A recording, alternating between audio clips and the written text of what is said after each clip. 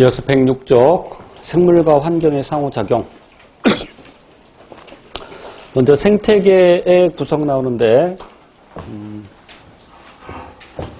우리 생물의 구성 단계를 보면 세포를 기본 단위로 해서 체계적으로 구성도 있죠. 그래서 구조가 기능을 결정한다라고 했는데, 그래서 구조가 같은, 즉 기능이 같은, 구조와 기능이 같은 세포들이 모여 있죠. 그 모임을 조직이라고 합니다. 그래서 동물의 조직은 이제 고등 수준에서는 4종류로 나누죠. 상피 조직, 결합 조직, 신경 조직, 근육 조직. 앞에서 언급했었죠.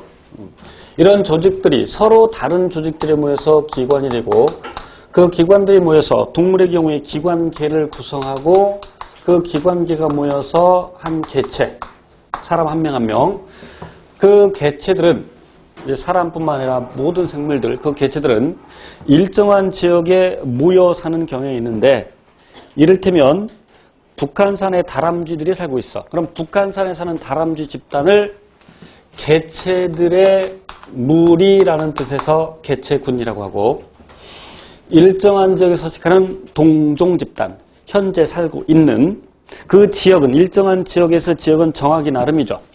뭐 북한산으로 정할 수도 있고 아니면 한반도로 정할 수도 있고 이런 식으로. 그런데 현재 살고 있는이 중요합니다. 현재 살고 있는이. 개체군은 나중에 생명과학 2에서 배울 텐데 유전자 풀이라는 것을, 즉 쥔풀을 공유하는데, 유전자 풀이라는 것은 한 개체군이 갖고 있는 유전자 전부, 한 개체군이 갖고 있는 유전자 전부. 그러니까 북한산에 사는 다람쥐 각 개체들이 갖는 유전자도 있을 것이고, 그것들의 전부, 이걸 유전자 풀이라고 하는데, 유전자 풀을 공유한다는 얘기는 교배가 일어난다는 얘기입니다. 개체군은 유전자 풀을 공유한다. 그럼 그 개체군의 개체들 간의 교배가 일어난다. 그래서 현재 살고 있는이 중요한 거다. 지금도 북한산에 다람쥐가 살고 있지만 조선시대 때도 살고 있었겠죠. 조선시대 때 살고 있던 다람쥐와 지금 현재 살고 있는 다람쥐는 교배가 일어날 수가 없어. 다시 말해 유전자 풀을 공유하지 않아. 그러니까 조선시대 다람쥐는 현재 다람쥐와 동일한 개체군이다 아니다? 아니다.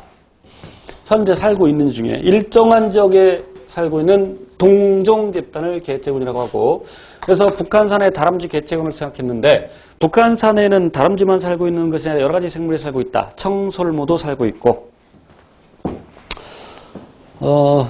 청설모가 막 다람쥐를 막 해치기도 하고 그런다 그래. 그래서 어떤 사람들은 청설모가 외국에서 들여온 것이라고 착각하는데, 조선시대에도 청설모는 살고 있었다고 합니다.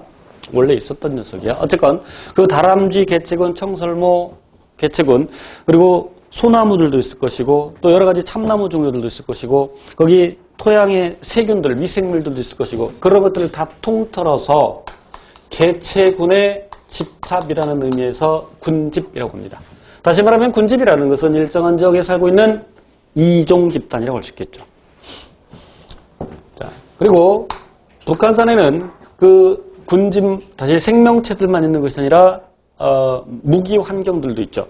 그 북한산에 내려져 있는 햇빛, 그리고 거기 있는 토양, 물, 공기, 그리고 그 토양이나 물에 있는 무기 환경, 이런 것을 다 통틀어서 무기 환경이라고 하는데, 그 생물과 무기 환경을 합해서 생태계라고 합니다. 그러니까 생태계를 구성하고 있는 것은 생물과 무생물이 있고, 그 생물 또 이따 구체적으로 살펴볼게요. 그리고 생태계들이 모여서, 각 생태계들이 모여서 생물권을 형성하고, 그 생물권들이 모여서 우리가 살고 있는 지구가 되겠죠. 그래서 이제 우리는 요 개체부터, 개체 수준에서부터 생명 현상을 이해하려고 하는 것을 생태학이라고 합니다. 그래서 여기서는 개체, 개체군, 군집, 생태계, 이런 개념을 잡아봐야 되는데, 그래서 생태계를 구성하는 것은 정리하면서 봅시다. 생물과 무생물. 그래서